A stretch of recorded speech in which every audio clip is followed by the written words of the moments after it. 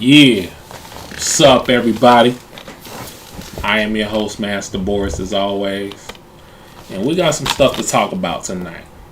Another rambling, another, me just saying my piece, putting my two cents into things, especially when it comes down to video games. So that's what mainly we're going to be talking about tonight. Fighting games. But what has the world come to in the video game world, which I would like to start out by saying this. We got this on PlayStation. That's where we're heading. That's what we're heading. Before I start the main topic, this is what I want to talk about real quick. We got this on PlayStation. This was an Xbox exclusive game that I adore and like, which is Gears of War. We finally got this on PlayStation. It just don't look right to me. For this to be on PlayStation 5, it just don't, like, the colors for Gears of War don't look, it looks right on the green and black Xbox. It's coming down to a point where exclusivity is not a thing anymore. And that's a problem for me. And that should be a problem for you gamers too, you consumers as well. Because there's really no real incentive of buying these gaming consoles, which, we got games that are supposed to be exclusive, not going to be exclusive anymore. That was a way of you getting a console because it's going to be only on PlayStation, or it's only going to be on Xbox. The only company that's still doing this practice is Nintendo. And Nintendo rather die, will go out of business if they was chose to put Super Mario, or they was forced to put Super Mario on PlayStation or Xbox or any other console. That's their brand. That's their bread and butter. Super Mario Brothers. Donkey Kong. Those sports games they have that's specifically for Nintendo when it comes down to their new consoles. Like the Wii Sports, the Switch Sports, all that. The Kirby games. The Star Fox games. But mainly Mario. Bread and butter. PlayStation, Sony has seemed to lost their way when it comes down to exclusivity titles. Exclusive titles for their brand. Exclusive titles for their only console. Why they keep putting their games on PC, I just don't know why. And most of the games on PC are not optimized. So I don't know why you getting in on that version. Because you think it's better. Because you can hack. You can mod. I get it. But we got this game on PlayStation 5. I thought I would never see the day. This ain't good, people. It's not good for the market. It's going to get to a point where no one is going to be buying consoles, and consoles is going to die if this keeps up at an alarming rate. I like to have consoles. I like to have a certain thing with identity when it comes down to these consoles, with the PlayStation, with the Xbox.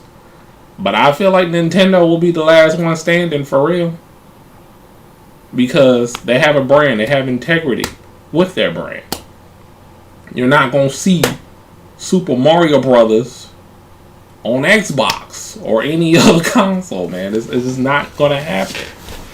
But PlayStation, I don't know, man. I don't know the new people that took over, the PlayStation brand. I don't even think they like video games, dog.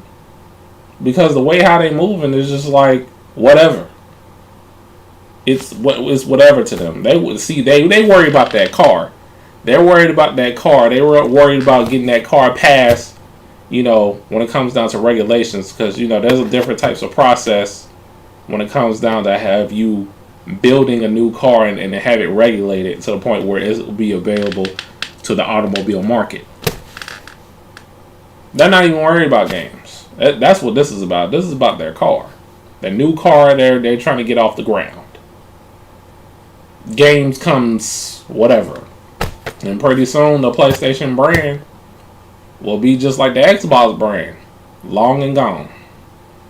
Because right now Xbox is on borrowed time. They got till 2027 to make it up. And I don't think that's going to happen if they keep doing this. But yeah, I digress. We're going to talk about the main topic. As you see on the title here. Or why American fighting game players are trash today. They are. I mean, there's a lot of layers because of this. On why that is. And we, as Americans, will always be at the bottom when it comes down to fighting game competition. When it's global, when it's on a global scale, we're in last place still.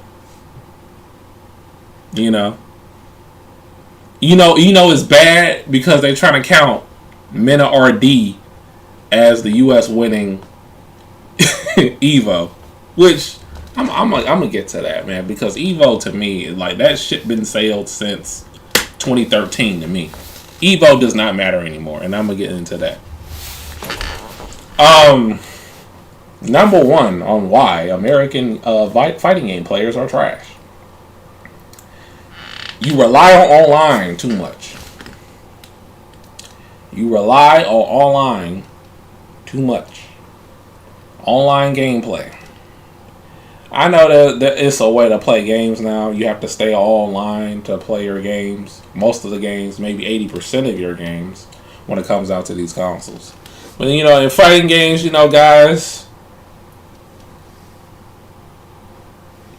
Wait, what did I say?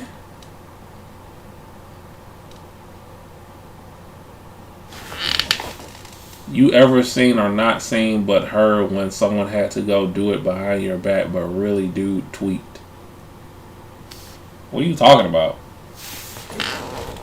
I don't understand. What are you talking about?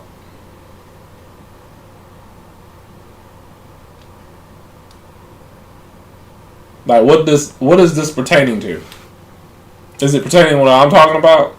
Or is this pertaining to something completely different? But anyway, you rely on online way too much.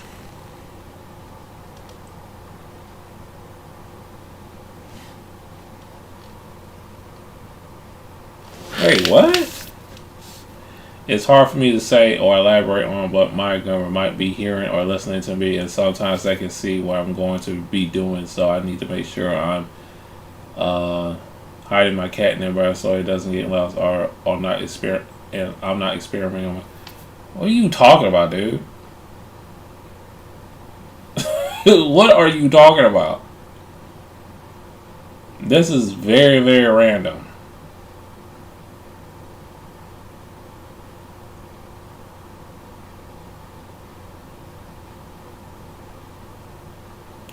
Okay, dude. It's time for you to go.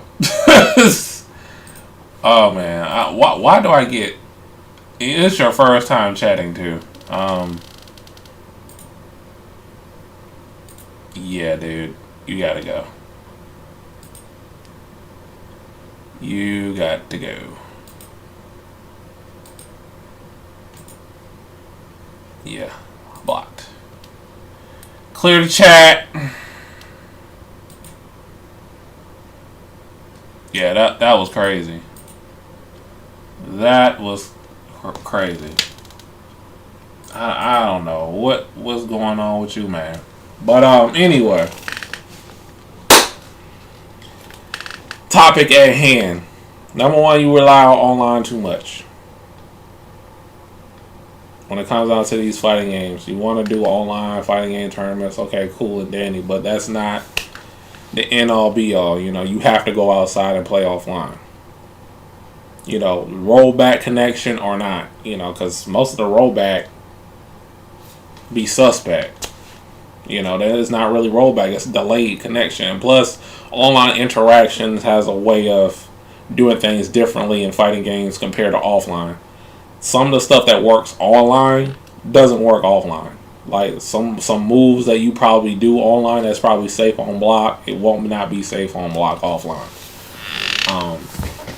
That's just the thing too. We gotta get out of that mindset, and the main problem is, a lot of people online would like to play, with their friends and make themselves antisocial with different people that they should be playing against that could be possibly better than them at this said fighting game, and they don't want to do it. They don't want to go outside. They want to stay at home and play online all day, every day, and do online tournaments on a 3-bar internet connection, and thinking that it's going to be a successful tournament. I haven't did an online tournament since Super Smash Brothers Brawl. that code was trash. But anyway, that's another thing. Players rely on online way too much instead of going outside and gathering. Number 2, they're not resilient. They're not tough enough. They're not tough enough. They will lose one time and probably rage quit. When it comes down to online, this is also following with number 1. They rely on online too much. They don't want to improve. They don't care. But if they beat you one time, they'll do a win quit. They'll beat you one time and they'll win quit, which it follows on to number 3. American fighting game players do not like to play sets. Like 1st to 10, 1st to 15, 1st to 20. It's not happening when it comes down to, playing fighting games with American players. They don't want to do that. They just want to beat you one time, or you win one and then they win against you, and then they just go out. They don't want to play the set. They don't even want to break the tie. That's the lamest thing I ever seen in my life. Is okay, I want a match and you want a match and then you leave. That's stupid. I never wanted to do that. I always want to break the tie. What else? Number 4. You don't go to the lab. You really don't go to the lab. And I know there's a lot of fighting game players that be streaming on Twitch. They thinking they know what they're talking about, but they really don't. They don't really lab for real. They just lab. The only time they would lab is when they're looking for new combos. Okay, looking for new combos and doing these new combos is fine and dandy, but can you do that in a real match against a high level opponent at a tournament or whatever? Can you do that? You can probably do it online, but offline, can you do that for real? Consistently? How are you going to open your opponent up? You won't be able to do your combos if you can't open your opponent up to set it up. This is number 5, a segue to what I'm talking about. You have no strategy. You go by gimmicks and you go by nothing but reactions. You have no strategies at all compared to other players all around the world. You have no strategy. You go by reactions. You go by frame data. You rely on that way too much. You're not going by no strategy whatsoever. Just offense.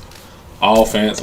But then when you got games like Tekken 8, which is offensive heavy, you can do those things. But that's also I want to talk about too, regards to Tekken 8.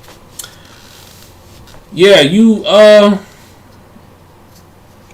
rely on reactions, gimmicks, and all that stuff. And there are certain players that I want to shoot at that does this. You know what I'm saying?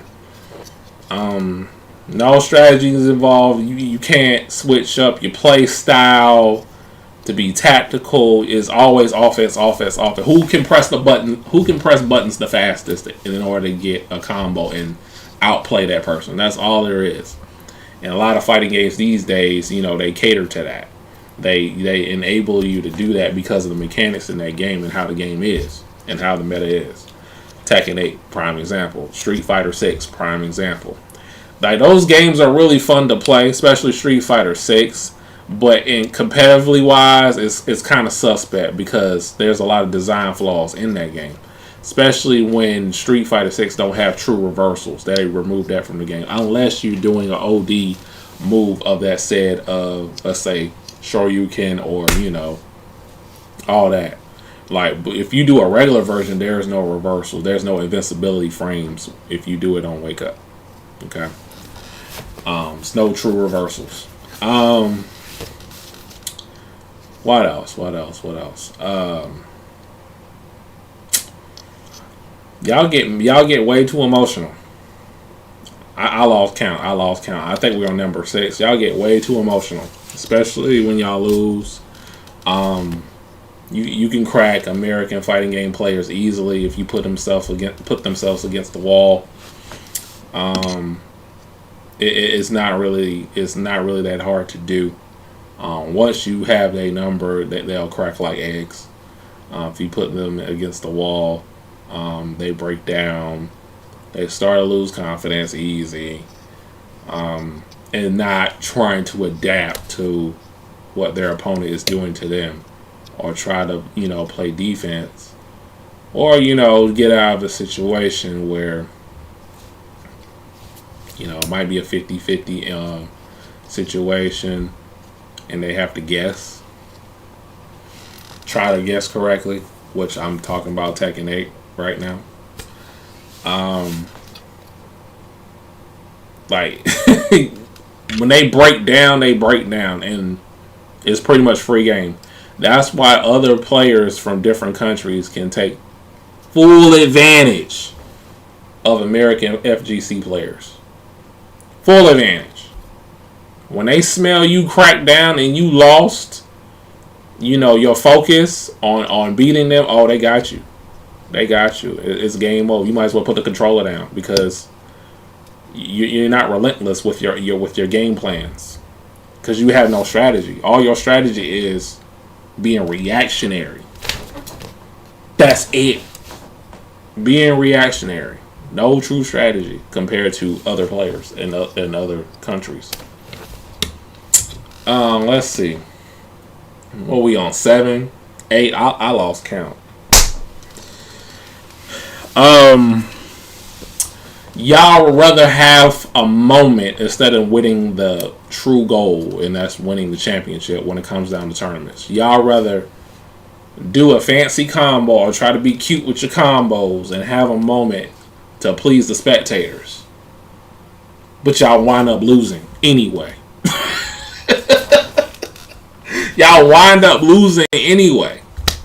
So you had a moment, right? You did this amazing combo that took 60% damage, of your opponent's health, and you over here popping off, what I'm saying, that you did that combo in a real match, but the match is not even over, dumbass.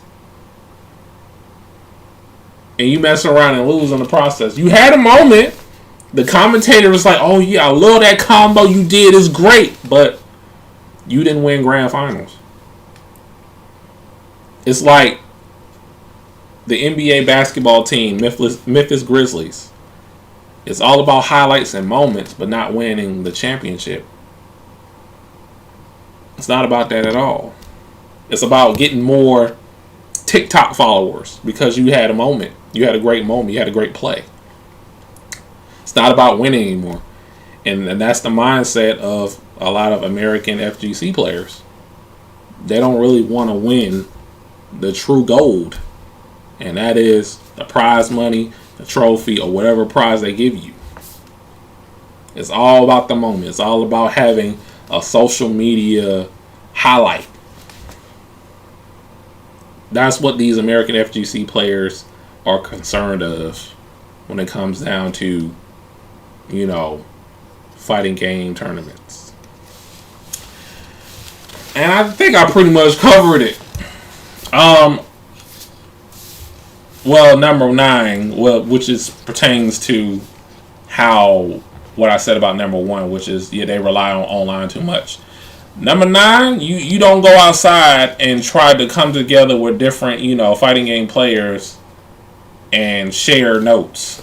You want to keep things to yourself and not try to, better other players that's in your vicinity or that's in your area. It's not happening in today's American FGC. And that's a huge problem. While, the Japanese and the Koreans and the Pakistanis and Brazilians and Mexicans, they have that type of community where they come together in gatherings, share text, share notes, share combos, share strategies on how to beat this certain character. And you just want to stay in your room all day. You don't want to go outside and touch grass. You don't want to travel and go to these locals or a tournament or whatever.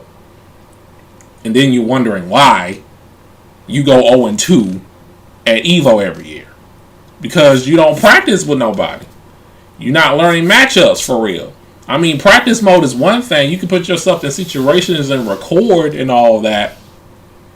But it's nothing like fighting a real person in a real match. It's nothing like it. It's good, because different people have different play styles. So you really think your opponent's going to do this in a situation as you're recording on the training mode? It's not going to be like that all the time. It's probably going to be something that your opponent do you never seen it before, or whatever character that player is playing. It's probably something you never seen before, or what they might come up with different setups or combos or whatever, or different stuff to open you up, to open up your defense. And you have to learn it. Every parts of the world that comes down to fighting games got that that concept. It's just American players were so spread apart. There's a lot of individualism when it comes down to American FGC player. Individualism in general, too. So, there's that. You gotta go outside, man. I like to go outside, bro. I play online too, but I like to go outside. But, I don't really go to tournaments anymore because I'm pretty much retired. But for those players that's still playing these fighting games, whatever fighting game you're playing, you want to win, I guess. Because it seems like y'all don't want to win. Y'all just want to have moments, like I said before, because of what combo that you did. But if you want to win, you gotta do all those things. You gotta reverse that. You gotta get out of this mentality that, hey, online is everything. It's not. You gotta go outside and touch grass, bro. You gotta do it. If you don't have enough money to travel, get your money up. That's what I'm doing. Because, I might go to tournaments overseas just to see how it is. Because I know there are going to be players that's going to be better than me and that's going to help me improve. I might come back in the fighting game tournament scene and just go to tournaments overseas. That's what I might do. Because American player, I'm not going to get any help. Any help from y'all. Any help. And I don't want to. I figured that I could just go take my talents elsewhere because there's better players over there. And then by the time, whatever fighting game I'm playing, I'm going to be way better than y'all. Then again, I still feel like I'm better than y'all now. And I don't even play fighting games like that. Not like I used to. There's people that play Street Fighter 6 every single day. But I can still beat them. And I don't even play it like that. I don't. Then again, the skill ceiling with these new fighting games, these modern fighting games today, it's lower now. It's easier to get into. These guys, these fighting game FGC American players today, they couldn't hang with me back in the arcades. I know that for a fact. Alright. Y'all better be glad y'all got combat mechanics and all this bull job these modern fighting games got today. Man, because I was a prodigy, dog. I played way harder fighting games back then compared to now. So yeah, it's crazy in the hood, man. But it's just American FGC players, they're soft now. It's like they don't get it, or they don't want to get it. They thinking online is everything. They don't want to practice nobody. They don't want to do sets for real unless it's another top player, like, you know. But I'm talking about the people that's not really well known, like, you know, that want to get better at the game and want to succeed being a better player. But I want to go over some stuff real quick as we're talking about American fighting game players. Where the page is? Hold on for a second, okay? Yeah, we're gonna. Oh, there it is, right here. So, Esports World Cup was this past weekend, right? And yeah, because I'm gonna add fuel to the fire. I'm going to add insult to injury. None of U.S. players got top 8. Not even top 20 for that matter. I'm looking at Tekken 8. Let me see about Street Fighter. Because you know Xiao Hai won that. He took home $250K. $250K. Blas, he shouldn't even been in grand final. And everybody was like freaking hyping up this kid or whatever. Listen, Street Fighter 6 competitively is so sus, bro.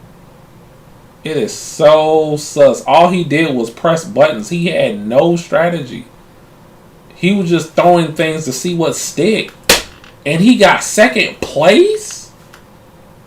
The way how he was playing, bruh. I've been so disappointed of Xiao Hai if he lost to him. And he pretty much restored the balance of skill when it comes down to Street Fighter 6, right? Won back-to-back. Because Xiao Hai won last year. And he won this past weekend. Shoot, look at top 8. They get... Goichi get like 32,500K. 33K. And then Walker, Mochi, Fudo, Higuchi, Mena RD. And let me tell you something about Mena RD. Because everybody talking about, oh, he's the best fighting game player of all time. You really believe that crap? Do you really believe that? That he is the GOAT of all fighting games? That's what the commentators said. See, that's some clout chasing one-on-one. That see what I'm talking about? Moments like that. You know what I'm saying? And like I said, Evo has not been relevant to me since 2013, 2014. It ain't about Evo. A lot of people, a lot of high-level players skipped Evo this year just to go to this Esports World Cup. They ready for this. This is what matters now. Not no damn Evo. Okay? If you win Evo, great, but Evo ain't pulling these numbers when it comes to prize pools. What do you get at top 8 of Evo? Probably nothing. Maybe Chinese food money. Fight stick money. They get home 33K. 9th through 16 get 23K. You know, before taxes. Freaking bottom 20 get 15K. Punk brings home 15K. You think Evo will pull those numbers? No, they're too stingy. Let me see Fatal Fury City of the Wolves. Ain't no U.S. player in top 8 of Fatal Fury City. I'm not surprised. Well, we got Reynolds. You know what I'm saying? He's part of U.S. Oh, Chris G. Okay, there's some effort there. I can see that. I applaud them for trying out Fatal Fury City of the Wolves because that game takes some patience and some skill, man. I still gotta get the hang of it myself especially the defensive options in that game, because it can go a long way. Like that game rewards you of being defensive, especially with the just defend and zero frame guard cancels and whatnot. So okay, y'all did better as a whole in Fatal Fury City of the Wolves than Tekken 8 and Street Fighter 6. And Punk had 2 chances because Kakaru dropped out of the competition, which I believe his wife told him to. His wife is pretty much his manager. I believe she told him to drop out because he was, he was losing. He didn't pick the right characters for certain matchups, and that's what happened. He wasn't sick or anything like that. Noah, the Prodigy, and Punk was almost close to top 16, but it worked. But as a whole, we still trash. We're still at the bottom because as a community, it's like we're not gonna get right. We're not gonna get right because American FGC, when it comes down to fighting games, no one cares. It's individualism here. But in other parts of the country, community is top tier. S tier. You know what I'm saying? From Korea to Japan, Pakistan, China, Dominican Republic, France, UK, community is there. But us, oh no. What community was that? Fighting game community? What is that? Alright, get out of here, you bot. Get out. But yeah, man. This is the Esports World Cup. This is the tournament you need to get into. You gotta, place high, top 3 at least. And the people in Saudi Arabia, they'll invite you to these World Cups. And then you got last chance qualifiers if you didn't make it. The last chance qualifiers, even though I'm not really a fan of last chance qualifiers, but I understand because a lot of people don't really have money to go to all these tournaments like that. So you do the last chance qualifiers to make it into the main event. And see, I like their tournament formats. You got the brackets. You went first to 3 for the first phase. Second phase, all matches is first to 3, and then the third phase, single elimination bracket. All matches are first to 5. I like this format. Evo, you should do this format as well. You know what I'm saying? But there's so many people going to Evo. It's mostly an invitational tournament. But like I said before, you got a last chance qualifier for you to get to the main event. You know what I'm saying? And only like a certain group of people can get in the round robin. Double elimination brackets. You know what I'm saying? The second phase has single round robin.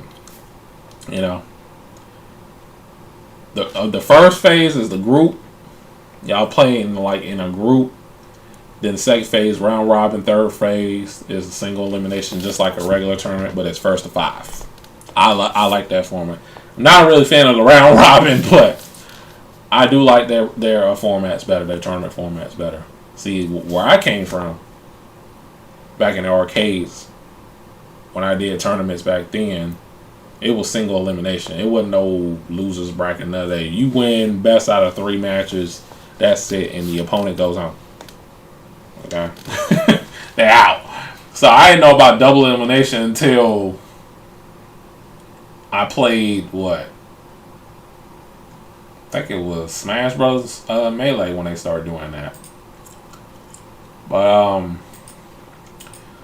yeah, man, we got to get it together, American FGC. But nobody ain't going to want to listen to me because I'm not relevant. You know, whatever that means. How many tournaments did you win? I won about 6. And some of those tournaments that I won. No, actually 7. Some of those tournaments that I won was way before your time, player. You know? But yeah, man. It's crazy in the hood when it comes down to the American fighting game community. It's still in shambles. It's still not right. It's not a community for real. It's only a community when we get together in a big old space called Evo, and they say they love you all for smelling like hot shit and corn chips and old bologna sandwiches in the venue. And they appreciate you for spending $2,000 to go to an event, and their hotels have bed bugs. And they say they'll love you again. And thanks for go 0-2 for us. And thanks for spending money. And we're putting that money. The Evo staff is putting that money to make their own fighting game called TXKO. Thank you. We love you, but we really don't love you. That's the American FGC. That's how they do things. Take the money and go. Alright. And then you got people complaining about grassroots. Grassroots been died, man. Because when the American FGC was no longer a community, grassroots dead, man. Y'all complained a decade or two ago about the FGC having no money involved when it comes down to the tournaments, but when it does, like the Esports World Cup here, y'all want to complain about grassroots is dying. It's been dead, man. Before the money. You know. Before the big money is coming up. Yo, you mean to tell me I can get $32K if I get top 16? Bottom 16, 20? Wait, what? How? Look.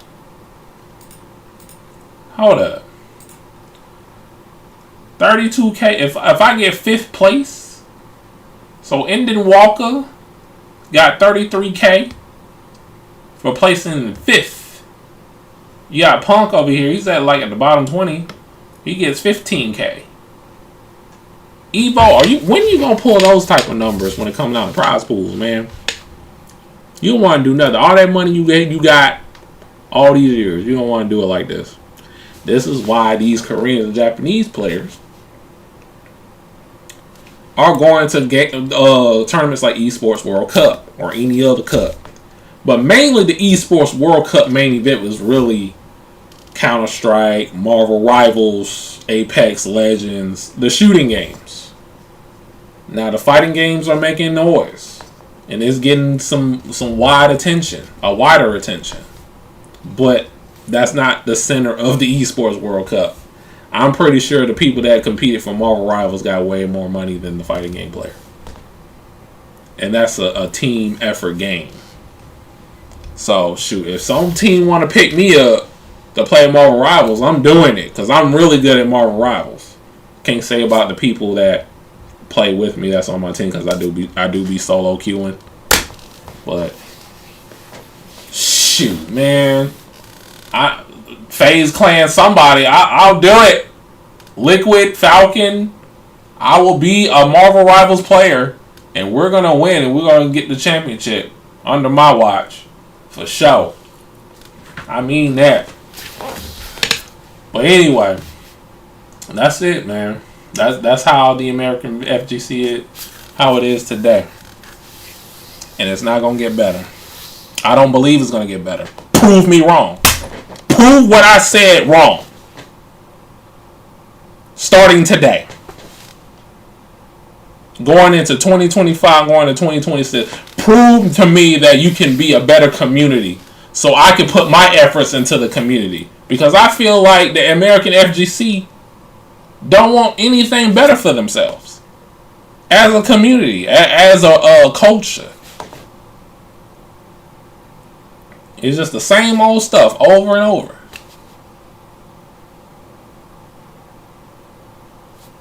It's individualism all over. Nobody want to do sex. Nobody want to go outside. Everybody relying on online tournaments.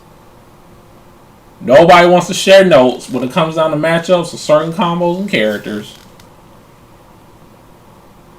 That's why you at the bottom.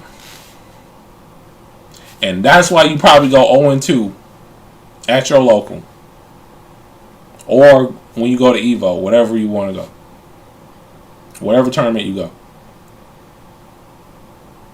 Because we don't really stick together for real. I just explained to you how, in a nutshell, how the American FGC is. Especially when you go to like tournaments like Evo.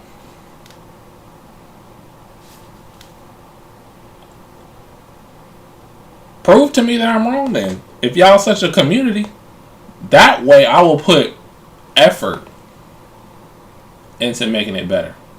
But, you know, the people that's supposed to be, I guess, leaders into this community, that they're not putting anything better for it, for the community as a whole. They're not investing.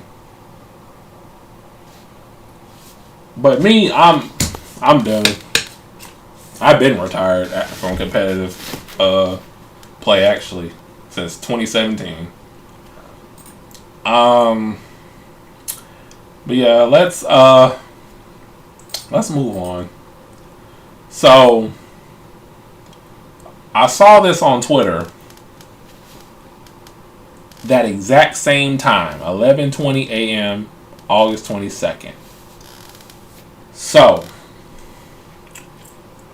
Yohei Shimbori, who was a former director of the Dead or Alive series after Tomonobu Itagaki left Koei Tecmo Team Ninja.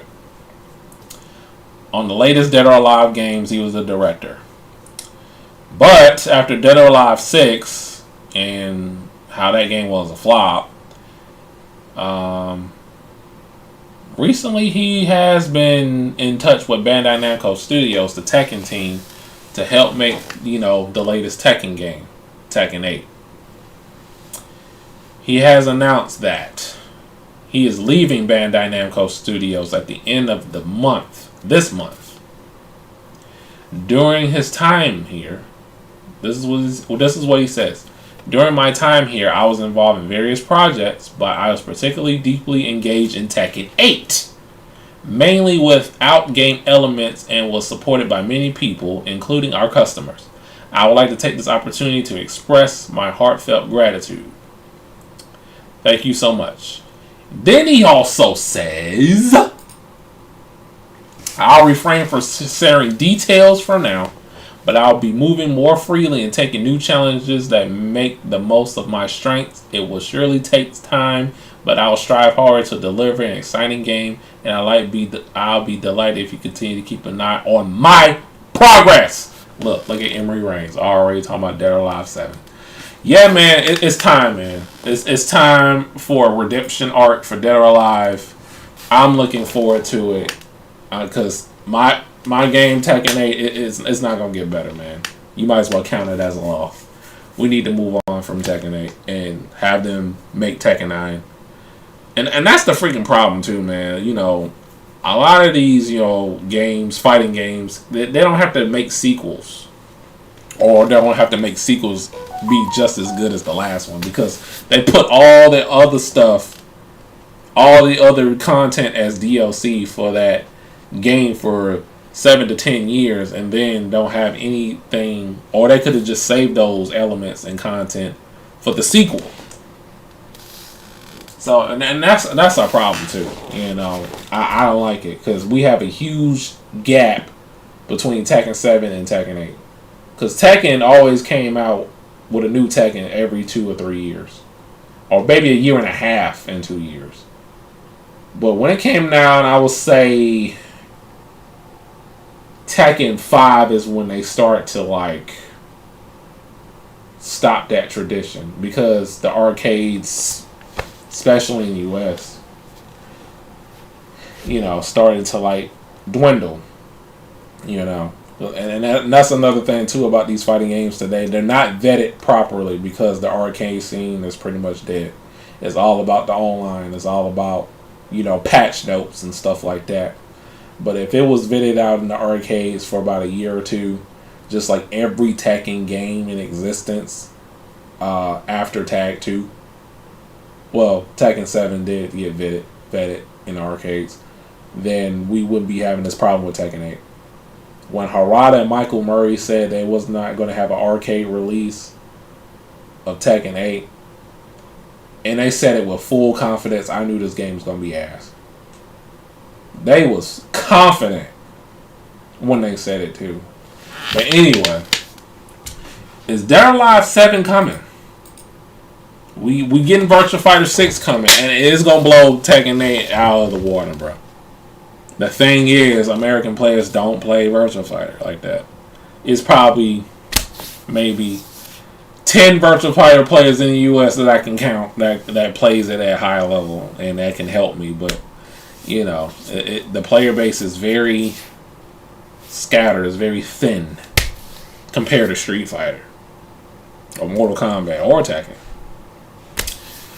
So, I hope Dead or Alive, Shimbori, the Team Ninja get their redemption, or Dead or Alive 7 is the project. They should call the Dead or Alive 7 Project Redemption, because it needs it. We need another Dead or Alive, and Dead or Alive 7 can be it. It can be, because we are seeing a lot of elements taken from Dead or Alive, but Dead or Alive game got backlash for it, like girls in their swimsuit costumes. But you see, Street Fighter 6, they got the girls in their swimsuit costumes, and also Tekken 8. But I bet Shimbori was like,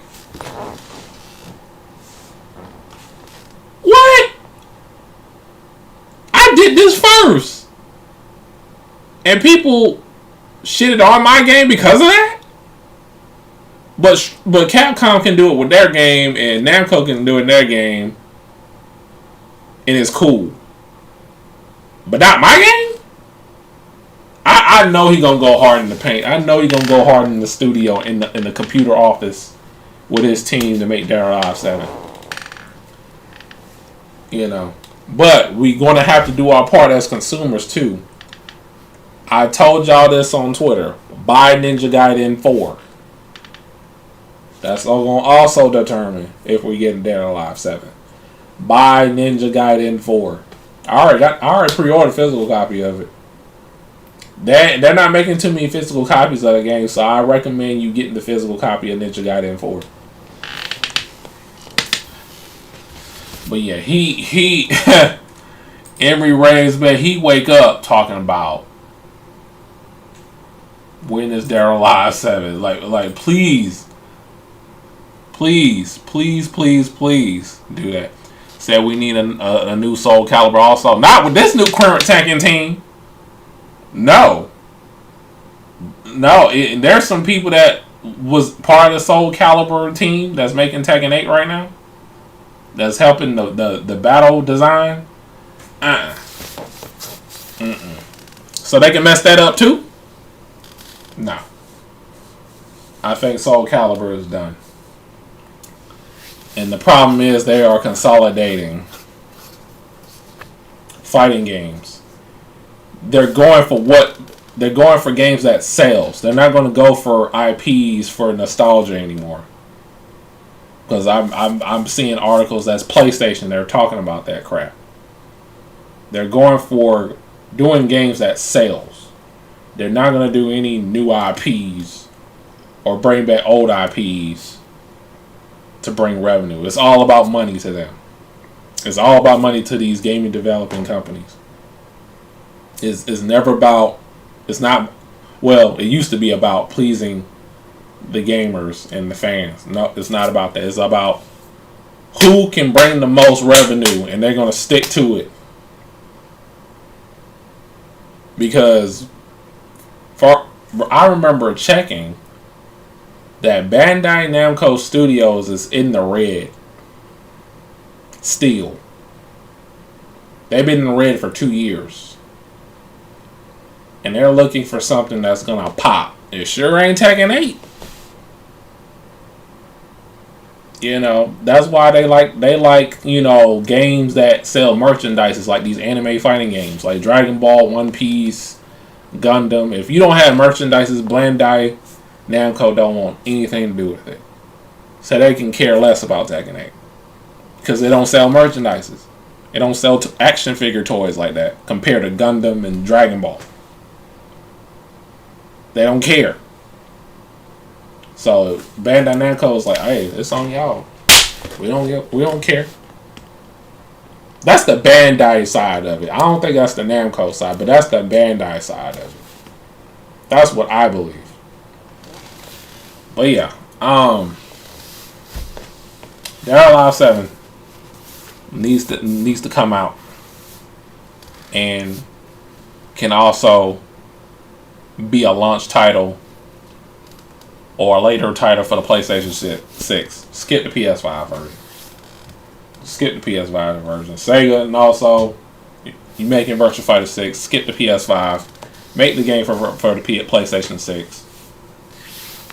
Make it as a launch title. Because Sony, they pretty much said in their new report that they're focusing on the PlayStation 6 making it. I think they're done with 5 at this point. They're done with 5. They think 5 is a failure because they ain't sell the units that they want to sell. I mean, it did good, but it ain't doing PlayStation 2 numbers. You know what I'm saying? So there's that. So Dead or Alive 7 needs to happen. For Shimbori, that was an experience for him to work on the Tekken team to design Tekken 8 I guess that was a learning experience for him of what to do in a fighting game and what not to do in a fighting game. And he's just going to leave it as it is. He's like, ha! Y'all on your own, Harada. I'm done. He's just going to leave it as it is. I don't know if Tekken 8 is going to get better after his absence, after his leave, or worse. Time will tell in Season 3. And that will also determine that I will come back playing this game. Because I ain't played Tekken 8 Season 2. I sure haven't. It's not even installed on my PS5.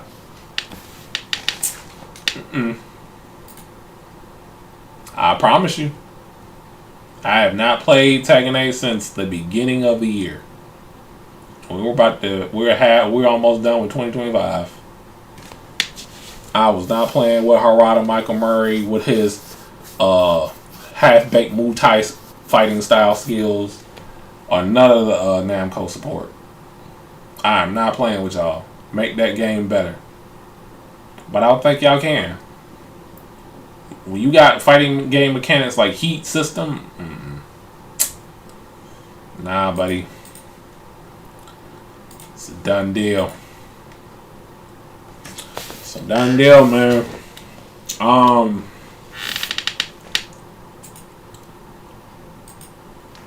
But we're moving on.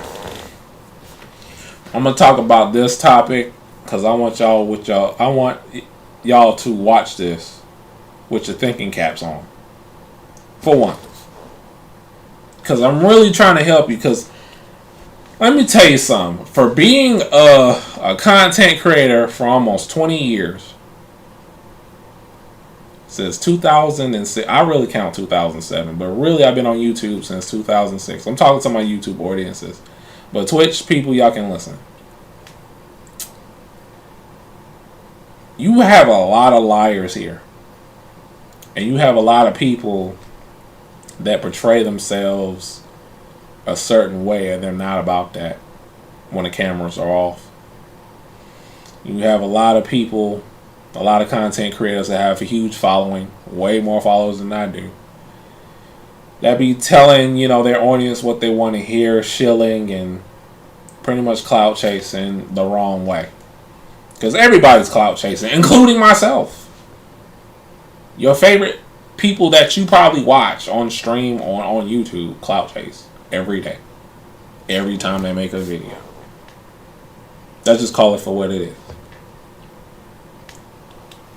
But you have to understand, there's a lot of people that prey on your insecurities and enable you to do certain things for that social influencer or that content creators, endeavors, that you're willing to pay or do something for them. I'm going to tell you straight up, I'm not even like that. I'm not going to play politics with you. I'm just going to tell it like it is. And maybe that's probably the reason why I'm not really growing at a faster rate compared to other content creators. Because, I tend to tell the harsh truth sometimes. And a lot of people in the audience probably don't like it. But it's life.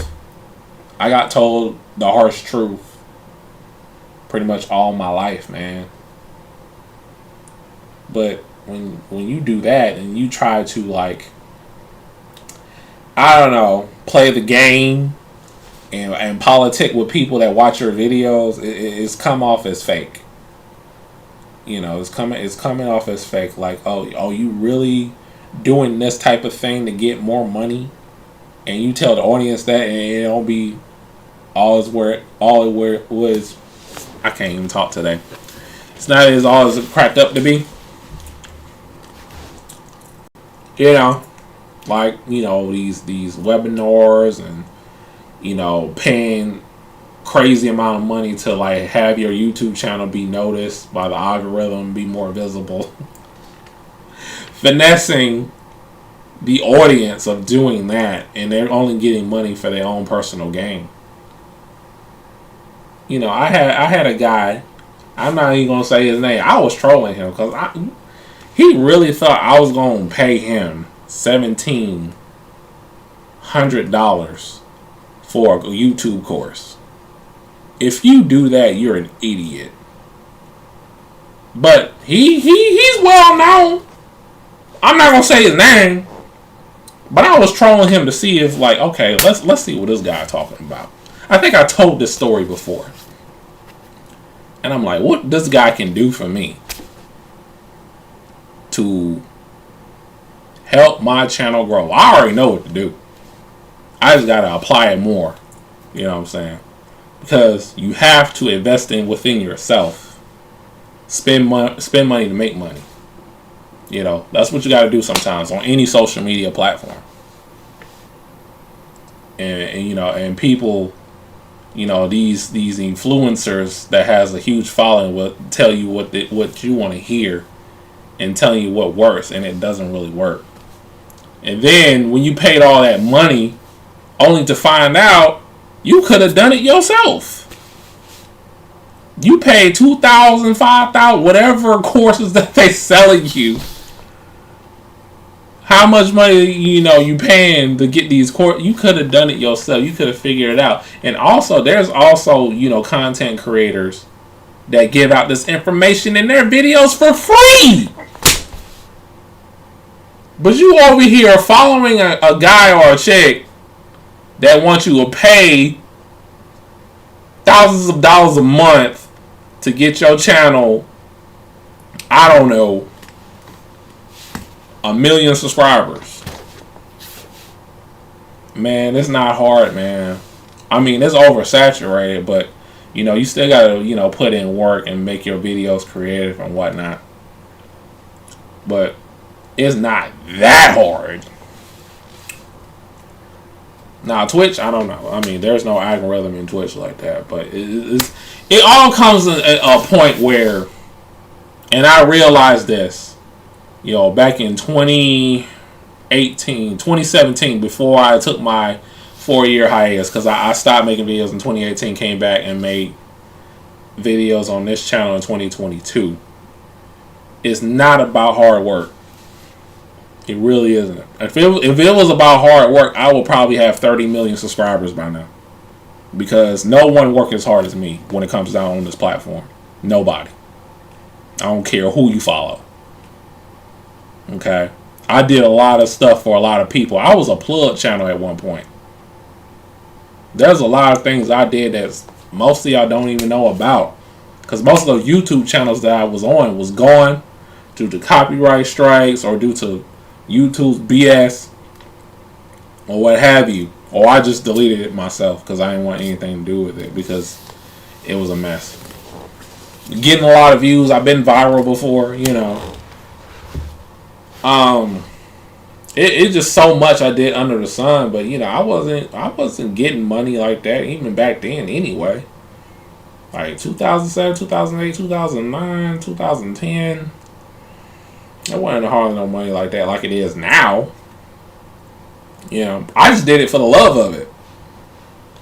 I just did it because I like doing it. You know, I was a kid then. I was younger.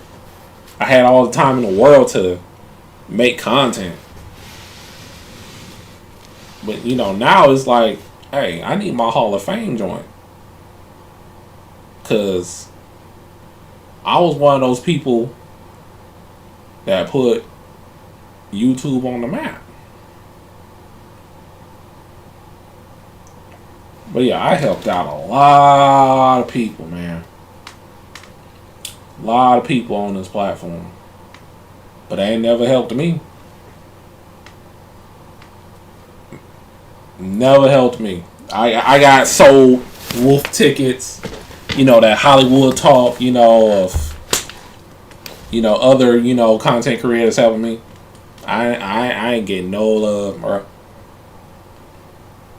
But I helped them. But most of them got their karma, though. They got their karma. They crashed and burned. They was going viral. I was getting millions of views, and then they just tanked so fast. Because, you know, like, you can be making thousands of dollars, and then the next day you won't be making nothing. You will make zero. You know, like, what you make today can end tomorrow. You just never know what social media will, you know, video platforms like YouTube or whatever platform you're on, it can end tomorrow. Then what? Because there's a lot of content creators only rely on YouTube. That's how they get paid. That's their 100% forms of income. Which that is risky as hell. Risky. I mean, if you got money like that to, like, you know, you can, you know, back yourself up because due to investments or sponsorships or partnerships, and yeah, do it. Do YouTube full time. But if you don't have none of that, you're not getting money elsewhere besides YouTube. I can tell you a lot of people crashed and burned, man. With that mindset. That, man, I'm just going to do YouTube and that's it. Alright. You hot now, you might not be hot 3 to 5 years from now, you know what I'm saying? It's best to get the money you got now, invest and put it in places, in businesses that you can invest in, or, you know, put it in an account where you can grow over time, stocks. That's what I do. You know, spread my money, you know, elsewhere where it can grow. Because this YouTube thing, it's not going to last forever. This Twitch thing is not going to last forever. All the dudes, all the girls that are hot right now, they're not going to be hot forever, man. They're going to fall off one day. Take it from me, because I fell off. But, you know, I reinvented myself. And people seem to like it. So, you know, because MasterBoris is a character at the end of the day. It's a character I came up myself since 2007. But, you know, a lot of these social media, a lot of these social influencers, these content creators are freaking liars. They say what you want to hear and not what they should tell you. That is facts. You know, just to flex on you, just to, you know, grow, for you as an audience to grow a liking to them. But you got to do it in your truth. You gotta do it within your truth, because some people can relate to whatever it is you're going through that you might want to share the world to. I mean, don't tell all your business, but you know, just be yourself. Stop pretending something you're not.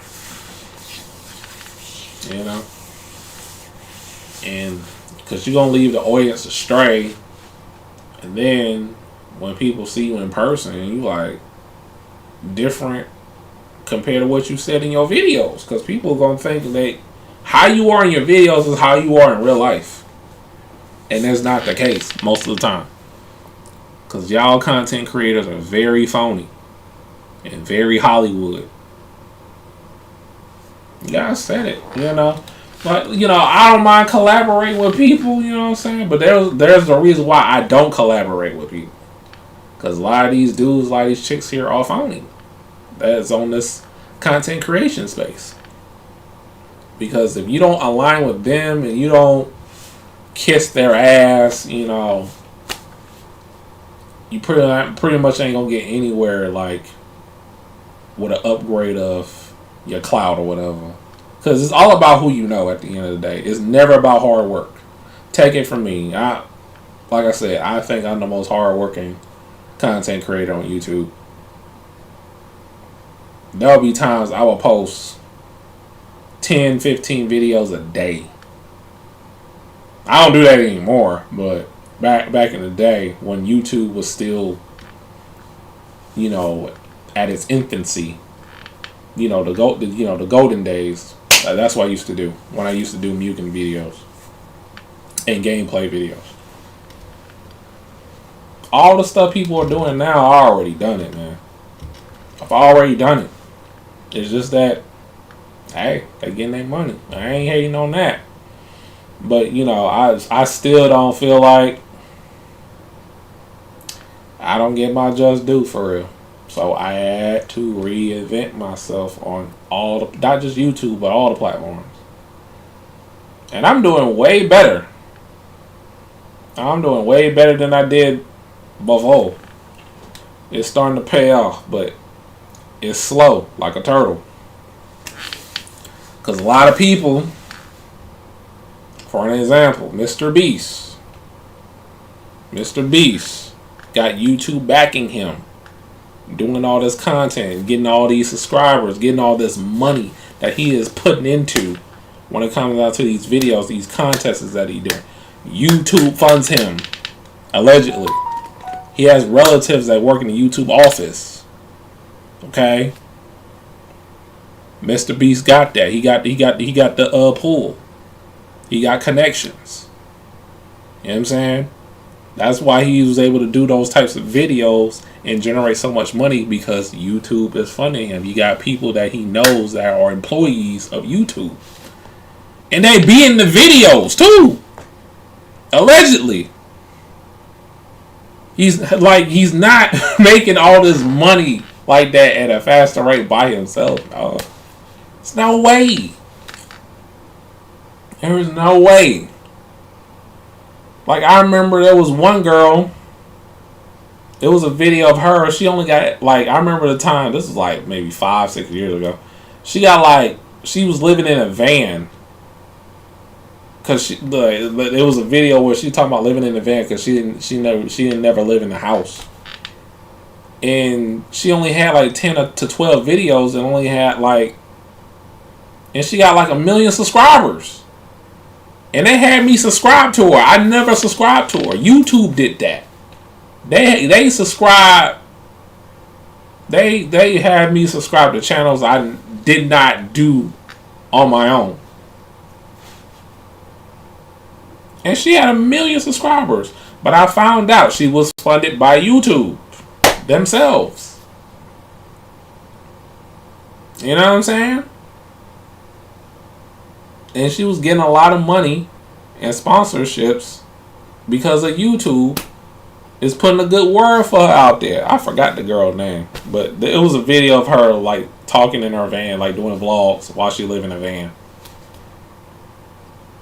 But yes, YouTube pick and choose which content creator they want to like pour into and invest. and have them be the main cash cow from their platform, I would say right now is Mr. Beast.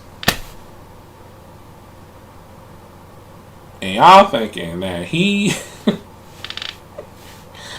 man, I'm pretty sure there's a lot of exposed videos about him. I'm not even gonna get into right now. But what I'm trying to say is, again, most of these social influencers, content creators, are liars, man. They're not true to who they are at all. They want to buy your trust in everything they do. And whatever they say, they're always right.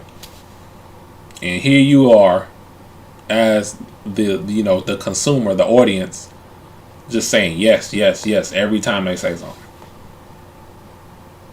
That's not how I want to do things. That's not how I want to gain, people to follow me and support me. I want you to follow me and support me because you like what I do, you like the content I make, or you like me as a person. Because I'm going to tell the raw truth. I'm going to tell you stuff that you need to know. Not stuff that you want to hear and lie to you and tell you beautiful lies. I'd rather tell you the harsh truth. And like I said earlier, that's probably why I'm not growing at a faster rate on this platform, because I don't politic with people. I'm not a politician. I'm an entertainer. An entertainer that wants to spread awareness of different things and to do what I like to do when it comes down to gaming, and also have serious conversations when it comes down to the videos that I react to, regardless to relationships between men and women.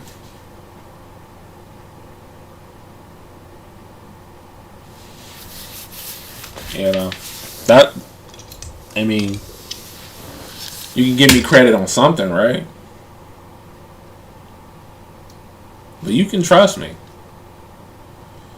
But everybody else, y'all giving them wide berths, and they're not even telling the truth about themselves or what the message that they putting out to the universe, putting out to you that watches them. They're not, And then when they get caught up in the lie, and the people that's called the content creator out on it, they want to backpedal and say, oh, this is such and such and such. That's not what I meant. I just did that for a social experiment. Yeah, right. Yeah, right. You got caught in a lie. And you don't want to take the heat. So you just say and gaslight the audience that supports you to even question you on the lie that you probably told to your fan base.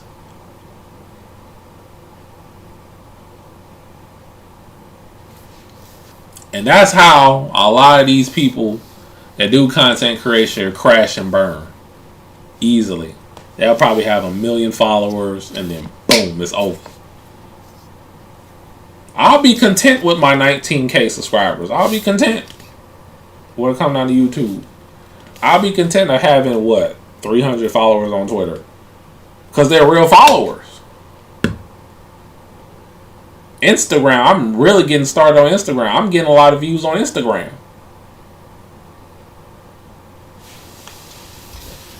And I'm just getting started. Sometimes I get more views on Instagram than I do on YouTube.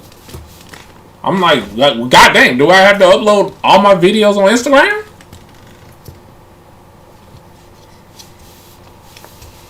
I'm not on TikTok. I'll never be on TikTok. That dream is not coming to fruition. No, I'm not on TikTok. Sorry. I'm not doing that. Okay. YouTube, Twitter, Instagram, and that's it. But yeah, y'all gotta take into considerations of what people say that you follow when it comes down to YouTube content creators. You know, question it. Shoot, question me. But like I said before, I'm gonna tell you the truth of stuff that you need to know. Rather, you know, I'm not gonna be like, well, like for example, let's say a game coming out. Let's say, okay, Capcom versus SNK 3 comes out next year, for example, and I make a video saying that, you know, it's coming out. I would say there's a rumor. I'm not gonna say it like it's the face value. I'm not gonna say that. I'm not gonna say it like it's true. I'm gonna say there's a rumor Capcom versus SNK 3 comes out next year. But I'm not gonna say it's coming out next year like it's the truth. You know what I'm saying? And then I'll have like a saying where, you know, Capcom themselves told me that it was coming out in 2026 in November. Write that down in your calendars, right? I'm not going to say that. I'm just going to say, hey, there's a rumor going out that Capcom vs. SNK 3 is coming out in 2026 in November. I'm not going to say it's coming out in 2026 November like that's the truth. Because I don't even know. Because it's a lie. It's a lie. If you saying that, you know, it's absolute, then it's a lie. I'll just say I heard from the grapevine. I heard, you know, internet talking that Capcom vs. SNK 3 is coming out in November 2026. But I don't know how true that is. That's why I will say in the video. And we have rumors like that when it comes down to fighting games, you know, over the years. And I've done that before. You know, I've done that before. I remember, I don't even want to tell that story, man, because I feel like I told this story so many times. But I'm not going to get into that. I will say, what else? Okay, Ultimate Marvel vs. Capcom 3, right? There was a screenshot. And I uploaded this. I remember this like it was yesterday. They had the Green Goblin in the game. Come to find out, which I thought, I can't even remember. It was so long ago. At first I thought it was real, but it was fake. And I made a video to say, look, it's the Green Goblin. It was a screenshot of it. So I had the proof to say that it is real. That here he is, Green Goblin. But it was fake. Maybe it was real and they scrapped him. I don't know. But we know that the Green Goblin was not going to be in Marvel vs. Capcom 3. Or Ultimate Marvel vs. Capcom 3. You know. And then I take accountability and say I apologize for telling y'all that the Green Goblin was in Ultimate Marvel vs. Capcom 3, was going to be in the game. And he wasn't. Not gaslight my audience and saying that you're freaking crazy and even think that I would like tell you, you know, that, you know, question me about my abilities or what I know. You know what I'm saying? I'm not going to gaslight you once I get caught in a lie. I just say, you know, I apologize. I thought it was true. I really thought it was true. I wasn't trying to lie to y'all. I apologize. You know what I'm saying? I'm not going to, you know, backpedal or try to gaslight the audience, you know, to say that they're, you know, the audience is crazy for questioning me or what the message that I be saying. No, I'm not going to do that. Never. But yeah, that's where it boils down to, man. A lot of content creators don't deserve to have all the reach that they have. I'm just gonna keep it a buck. I do. Because I put a lot of work into this. And there's some people that I appreciate. There's some people that probably still don't know I still make content that used to watch me back in the day. Can you believe that? And then when they find out this channel, they be like, wait, what? L Gooner in Shades. What the heck is a Gooner? What is that? I keep hearing that on social media. What is that? But anyway. Yeah, man. A lot of these content creators, man, they be lying to their audience, man. Not saying. Okay, we got some weird people in here, man. I think it's a derogatory term. I'm guessing that's what a gooner is.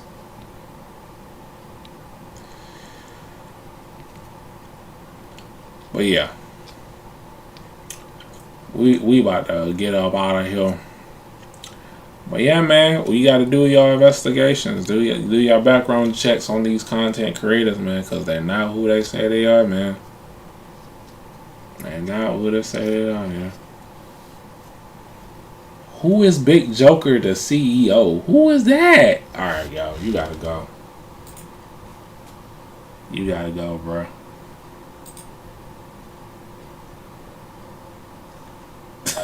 You gotta go.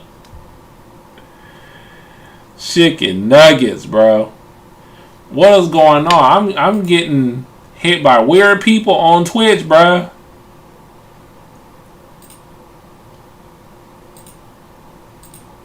That is crazy in the hood, man. What is going on with these trolls? Crazy in the hood. Anyway. I'm gonna catch y'all tomorrow night. I don't know what we're gonna play, but I'm gonna see what I can do. It might be some first person shooter games tomorrow. And then Friday, we're going to do the Fighting Game Roulette 2025, episode 11. I know Friday, Friday we're going to do that. But tomorrow, I don't know what I'm going to play. But yeah, yo, what the heck is going on? Alright, dog. You're a bitch for even commenting, so... yeah. Banned.